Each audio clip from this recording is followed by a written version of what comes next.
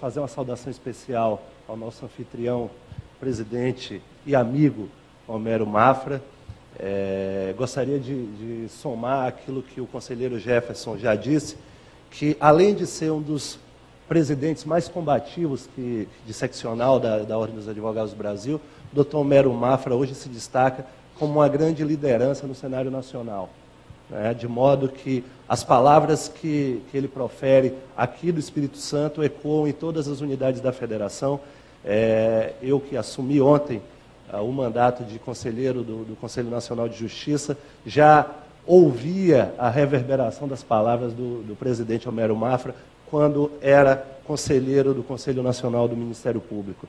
E de modo que posso dizer com toda tranquilidade que o Espírito Santo deve ter muito orgulho da sua Ordem dos Advogados, da sua seccional e principalmente do presidente e dos conselheiros federais que tem. Então, já que menciono os conselheiros federais, faço uma saudação especial também ao doutor Setembrino, ao doutor Haroldo Limonge, que também compõe a mesa, e saudar também a nossa representante da ESA, a doutora Bárbara, além dos meus amigos e colegas de Conselho Nacional de Justiça, Jefferson e Jorge Hélio, já que já cumprimentei o presidente da mesa, meu irmão, meu amigo Marcelo Nobre. Vou trazer algumas provocações. Eu não pretendo dar uma aula, não pretendo fazer uma palestra, pelo contrário, eu quero apenas que ao final dessa manhã vocês saiam daqui com dúvidas e curiosidades a respeito do tema que vou falar. Como disse o meu amigo Marcelo Nobre, eu tive a honra e a felicidade de participar da comissão de especialistas do Senado encarregada de elaborar o projeto do novo Código de Processo Civil, foi brilhantemente conduzida pelo ministro Luiz Fux. Conseguimos elaborar um projeto denso, um projeto que retrata a expectativa do Brasil, porque fizemos 10 audiências públicas ouvindo advogados, magistrados, membros do Ministério Público, membros da Advocacia Pública, em todas as regiões do país. Estivemos em Belo Horizonte, estivemos no Rio de Janeiro, estivemos em São Paulo, estivemos em Fortaleza, estivemos em Manaus, estivemos em Porto Alegre, enfim, e de modo que procuramos dar o caráter democrático que um projeto de lei dessa envergadura merece ter. Então eu dizia que tive essa felicidade de conviver com homens do quilate de Humberto Teodoro Júnior, do quilate de Adroaldo Furtado Fabrício, mulheres como a professora Tereza Arruda Alvim Vambier, que foi a relatora geral do projeto, e nós elaboramos um projeto atento às expectativas da sociedade brasileira. O projeto que já foi aprovado no Senado em tempo recorde, nós fizemos um projeto em 8 meses, nós conseguimos a aprovação desse projeto no Senado Federal em 5 meses, em ano eleitoral de Copa do Mundo, né? E esse projeto está tramitando na Câmara dos Deputados, tem uma expectativa e uma promessa do presidente Marco Maia de que aprovará rapidamente na Câmara dos Deputados esse projeto de lei, já que o Brasil, como foi feita a pergunta do auditório, e foi bem respondida pelo conselheiro Jefferson, já que o Brasil carece de aperfeiçoamento na sua legislação processual.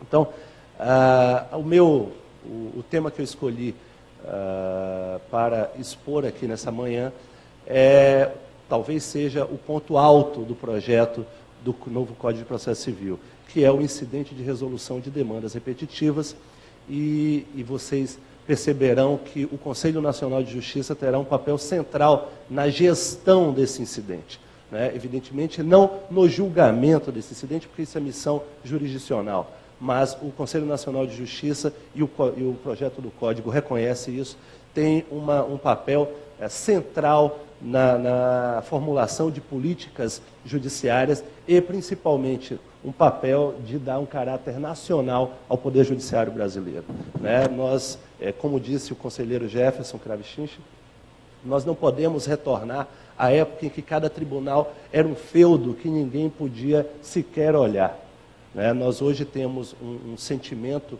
de que a justiça tem um caráter nacional, e esse sentimento se deve, em larguíssima medida, a atuação do Conselho Nacional de Justiça, e foi justamente por reconhecimento a esse papel do CNJ que o projeto do Código de Processo Civil lhe conferiu uma função central. Então, eu quero iniciar a minha exposição, como tenho feito em minhas palestras no Brasil inteiro, primeiro respondendo a uma pergunta que todos se fazem. Será que depois de tantas reformas, nós sabemos que nosso código vigente de 73 já sofreu inúmeras reformas, né? Eu me dei o trabalho de contar quando iniciávamos os trabalhos da comissão. Naquele momento, em 2009, nós já tínhamos tido 73 leis modificadoras do Código de Processo Civil. E eu dizia, na comissão de juristas, que um dos indicadores de que o Código perdeu a sistematicidade é pelo número de remissões que existem. Por quê?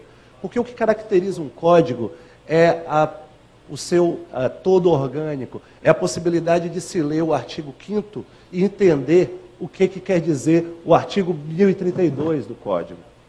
É você compreender que ali existe um sistema, né? Não apenas um amontoado de dispositivos legais tratando sobre temas aleatórios.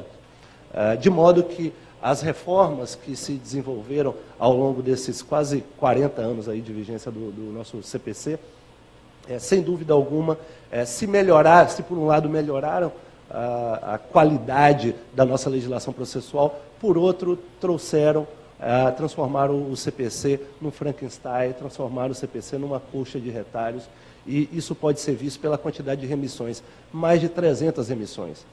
Basta vocês verem o capítulo que trata da execução, do cumprimento da sentença. Em cada dispositivo existe uma remissão. Por quê? Porque o legislador precisa orientar aquele que está lendo o CPC sobre qual assunto ele, legislador, está se referindo. Olha, no momento de executar provisoriamente a antecipação de tutela, você tem que observar o artigo 688. Ora, se o código tivesse sistematicidade, você não precisava dizer isso. Você bateu o olho no dispositivo legal, você já sabe de que está se tratando. Né? Mas, de fato, o nosso código, depois de tantas reformas, merecia uma repaginação completa, e foi esse o espírito da Comissão de Juristas. Então, nós nos lançamos numa missão, não dá para dizer inglória, pelo contrário, uma missão gloriosa, de reformular todo o nosso sistema, e fizemos isso com base em algumas premissas. Primeira delas, como o Código de Processo Civil é de 73, e nesse interregno, de 73 para cá, houve o advento de um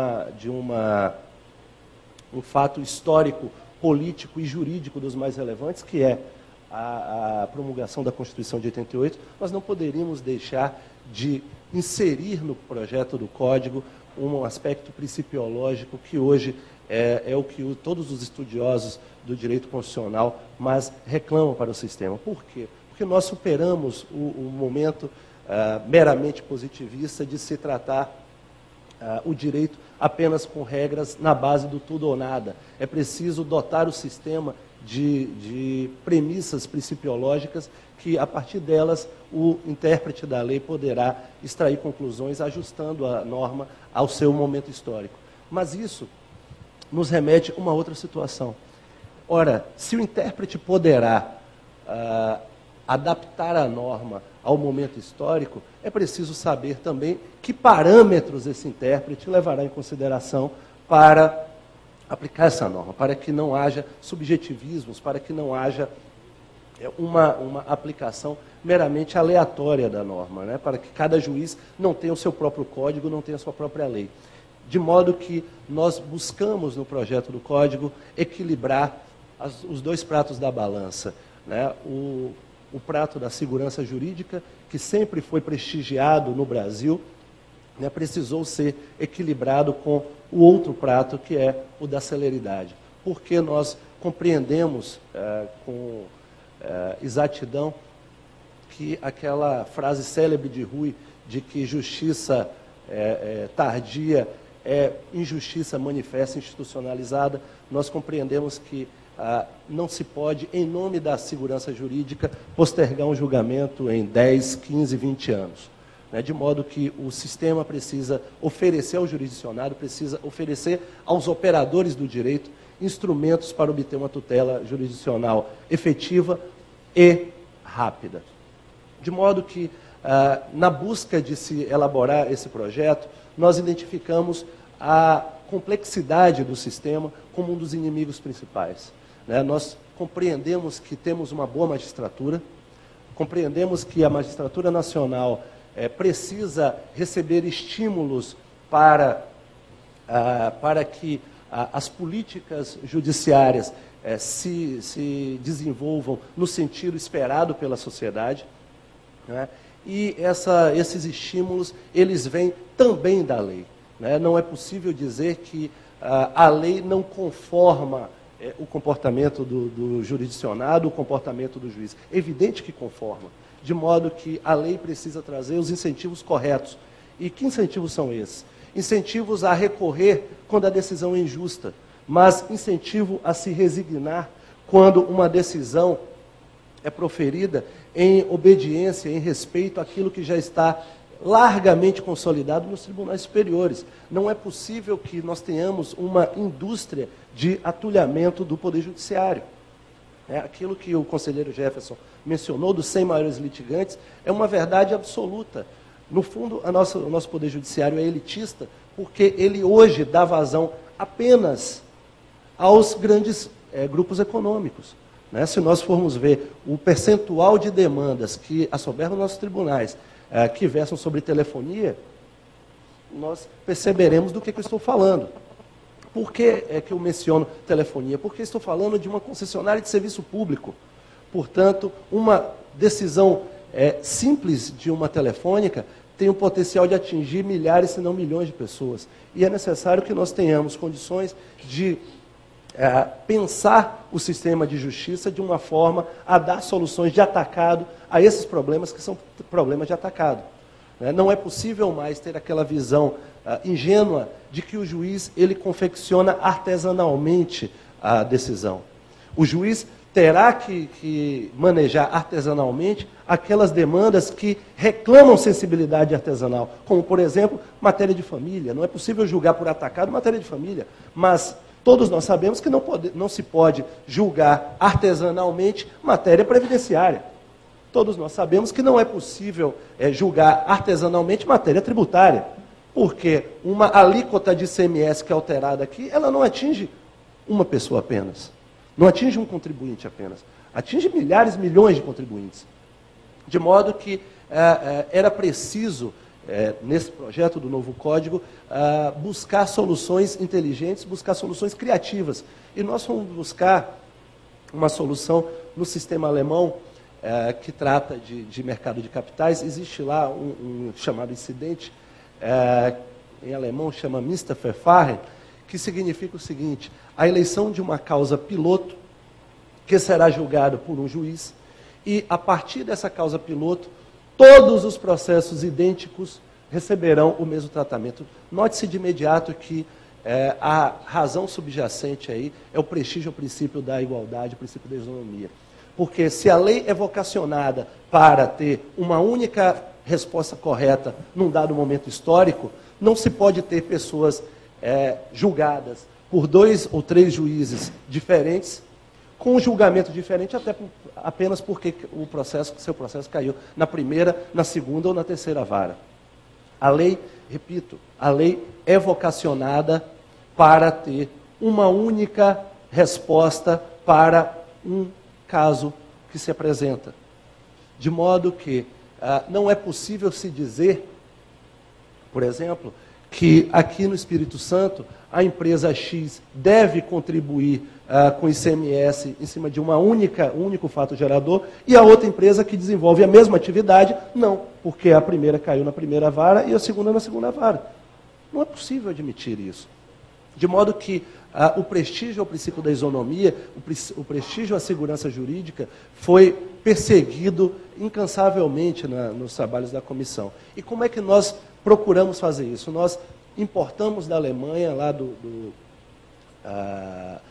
sistema de resolução de conflitos no mercado de capitais, esse incidente da chamada causa piloto. E aqui nós chamamos esse incidente de incidente de resolução de demandas repetitivas. Qual é a grande premissa? A grande premissa é que, como nós temos hoje uma sociedade de massa, os conflitos que se apresentam são também conflitos de massa. E se os conflitos entre particulares são conflitos de massa, é evidente que o judiciário também se dedicará, em boa medida, a resolver esses conflitos.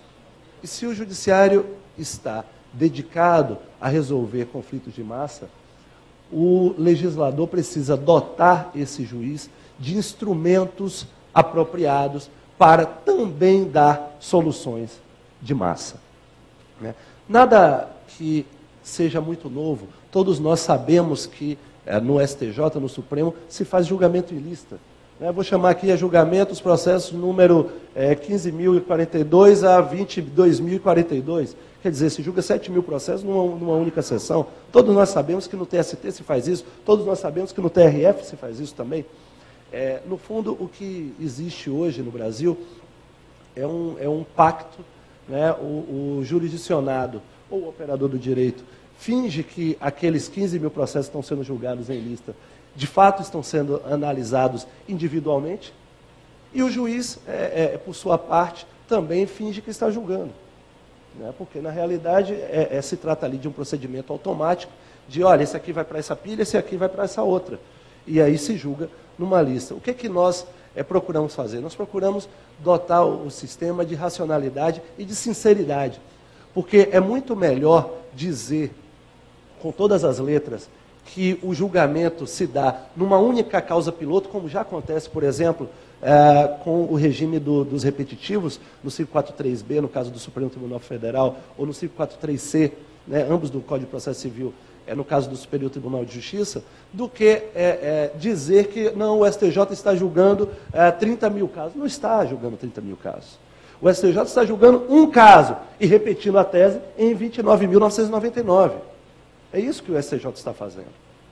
Então é muito mais sincero, é muito mais racional estabelecer que esse incidente, ao invés de nós termos o regime insano que temos hoje, esse regime novo deve baixar uma instância, sair apenas da solução dos problemas dos tribunais de cúpula, porque o 543B resolve o problema do Supremo Tribunal Federal. O 543C resolve o problema, estou falando de processos repetitivos, resolve o problema do STJ. E quem resolve o problema do TJ?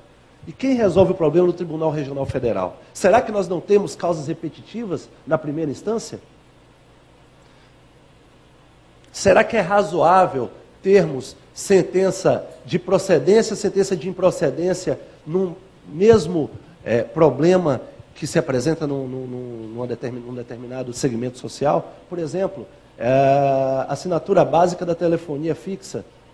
Será que é justo que o fulano que mora aqui num determinado bairro em Vitória pague a assinatura básica e o seu vizinho não pague?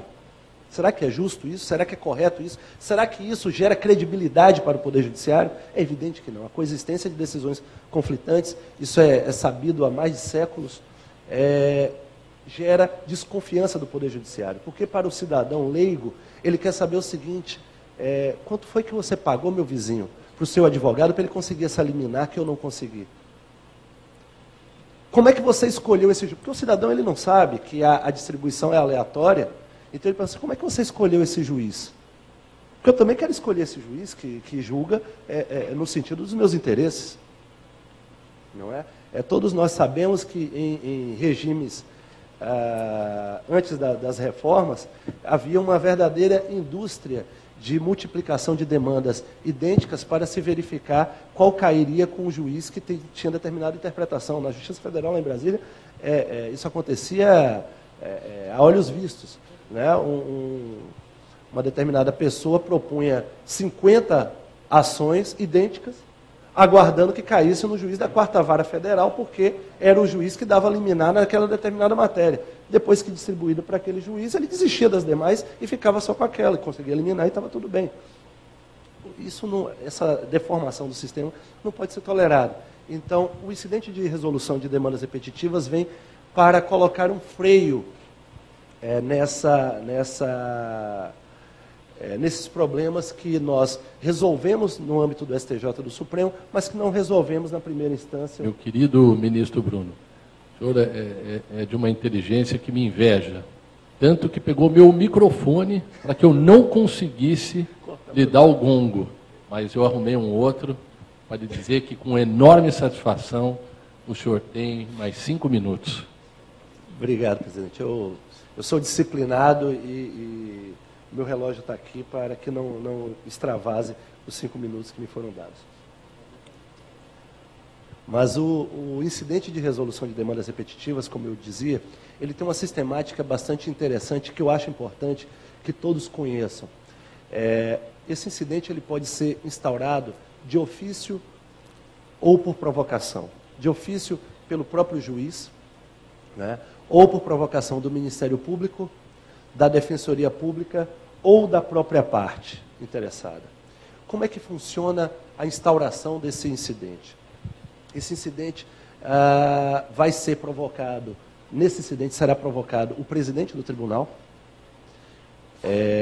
Esse presidente vai distribuir o incidente a um relator naquele tribunal, e esse relator fará a admissibilidade.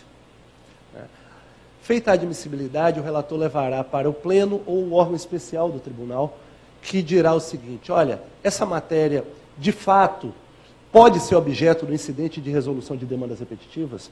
Qual o critério que nós estabelecemos? Estabelecemos 2 critérios, basicamente. Primeiro, essa matéria tem potencial de se repetir em demandas múltiplas. Essa matéria, por esse potencial, ela pode gerar decisões conflitantes? É conveniente para o tribunal, neste momento, adotar uma decisão paradigmática? Então, feitas essas perguntas, o relator levará à corte e admitirá ou inadmitirá a instauração do incidente. Se o relator admitir a instauração do incidente, o que se faz?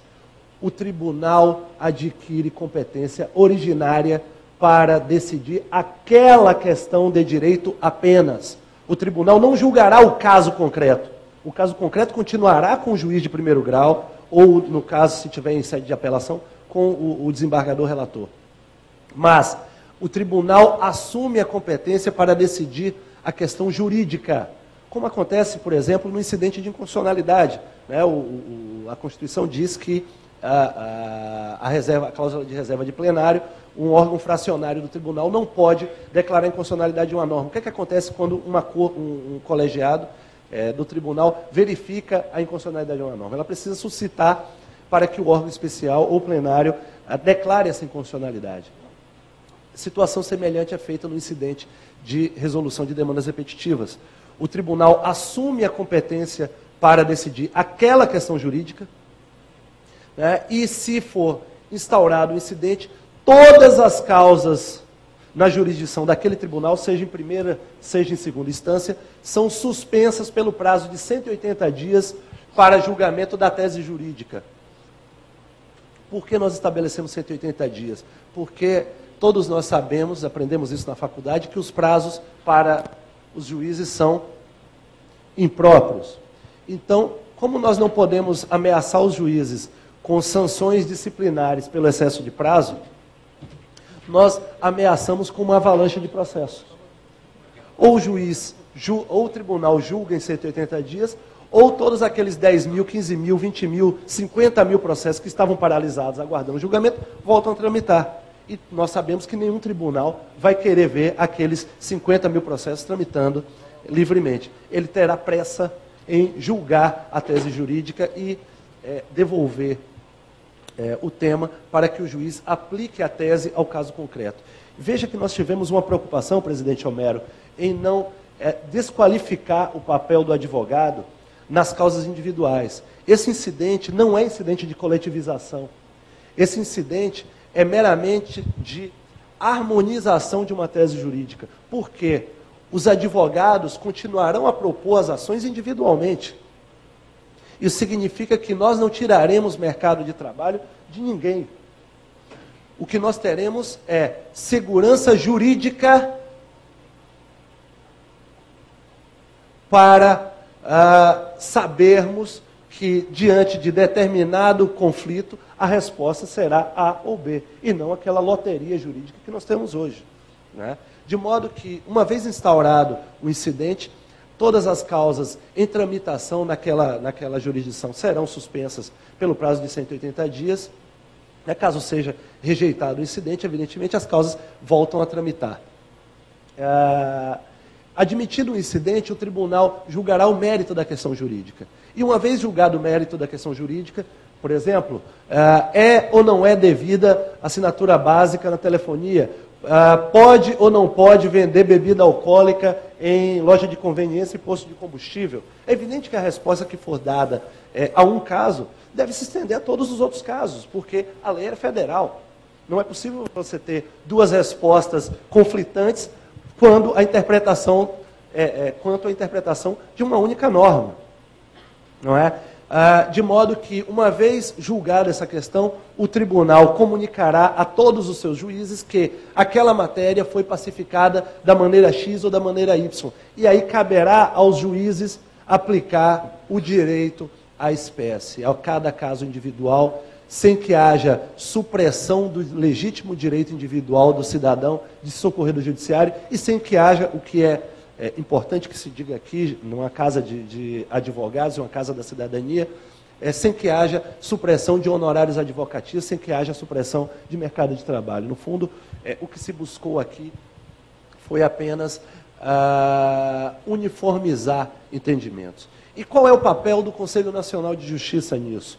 Nós estabelecemos que todas as vezes que um incidente de resolução de demandas repetitivas for instaurado, o tribunal deverá comunicar ao CNJ que terá um banco de dados nacional de teses que estão sendo julgadas nos diversos tribunais do país. Então, por exemplo, o Tribunal Regional Federal da 5ª Região, sediado em Recife, instaurou um incidente de resolução de demandas repetitivas para discutir se é ou não é devido imposto de renda em determinado fato gerador.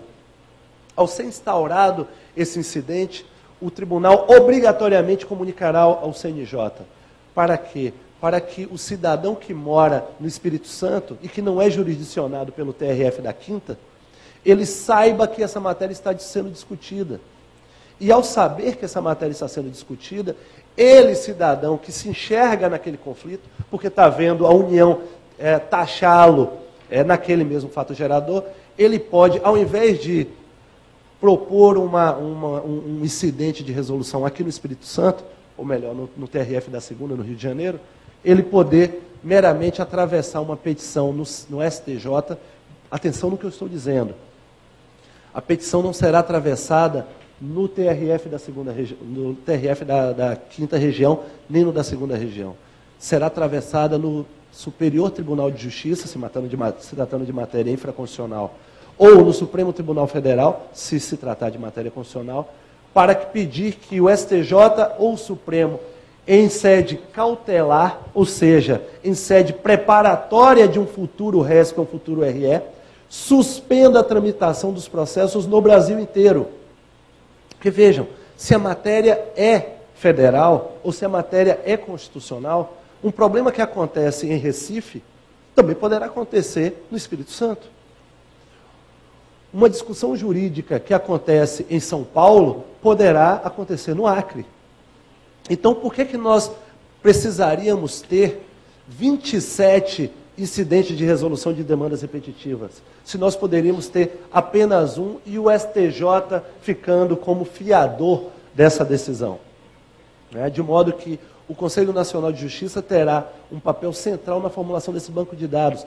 Eu acredito que, quando o CNJ criar esse banco de dados, nós teremos um estímulo ao exercício da cidadania, porque pessoas que jamais pensaram em litigar para buscar a tutela de um determinado direito, ao consultar esse cadastro do CNJ e ver que o TRF da 5ª Região, ou o Superior Tribunal de Justiça, ou o Supremo Tribunal Federal, garantem aquele seu direito, ele terá tranquilidade de buscar o Poder Judiciário para que lhe assegure aquele bem da vida que a legislação já assegurava e que, portanto, o Judiciário também terá que garantir.